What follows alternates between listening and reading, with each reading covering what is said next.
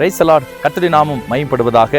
நம்முடைய பரிசுத்த வேதாகமத்தில் வாசிக்கும் போது ஆரோனுடைய கோல் துளிர்த்தது என்று நாம் வாசிக்கிறோம். அருமையானவர்களே, அன்று ஆசாரிய ஊழியம் யார் செய்ய வேண்டும் என்று போட்டிகள் வந்தபோது கர்த்தர் ஒரு ஆலோசனை சொல்லுகிறார்.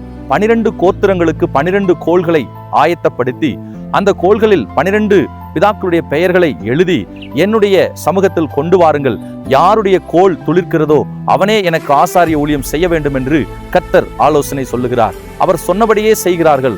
அதில் லேவி கோத்திரத்தினுடைய கோல் துளிர்த்தது, அதாவது ஆரோனுடைய கோல் துளிர்த்தது என்று வேதம் சொல்லுகிறது. இன்றைக்கும் அழைப்பு பெற்ற எத்தனையோ தேவ பிள்ளைகள் பலவிதமான சூழ்நிலைகள் நிமித்தம், பலவிதமான பொல்லாத மனிதர்கள் நிமித்தம் அழைப்பை மறந்து ஏதோ ஒரு வேலையை செய்து கொண்டு வாழ்ந்து கொண்டிருக்கிறார்கள்.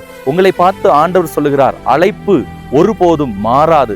அந்த அழைப்பை நீங்கள் யாருக்காகவும் விட்டு அழைப்பை மறந்து வேலை செய்யவோ வேற ஏதோ காரியத்தை செய்யவோ நீங்கள் செயல்படக்கூடாது. அன்று ஆரோனுடைய கோலை துளிர்த்து ஆரோனுடைய ஊழியத்தை அழைப்பை உறுதிப்படுத்தின கர்த்தர் உங்களுடைய அழைப்பையும் உங்களுடைய ஊழியத்தினுடைய அந்த காரியத்தையும் தேவன் உறுதிப்படுத்துவாராக. ஆகவே அழைப்பை மறந்து வாழ்ந்த நாட்கள் போதும். அழைத்த அழைப்புக்கு நேராக திரும்புவோம். கர்த்தர் நாமத்தை மகிமைப்படுத்தும்படி வல்லமையான ஊழியத்தை செய்யும்படி கர்த்தர் நம்மை மகிமைப்படுத்துவாராக, பயன்படுத்துவாராக, ஆசீர்வதிப்பாராக. ஆமென், ஆமென்.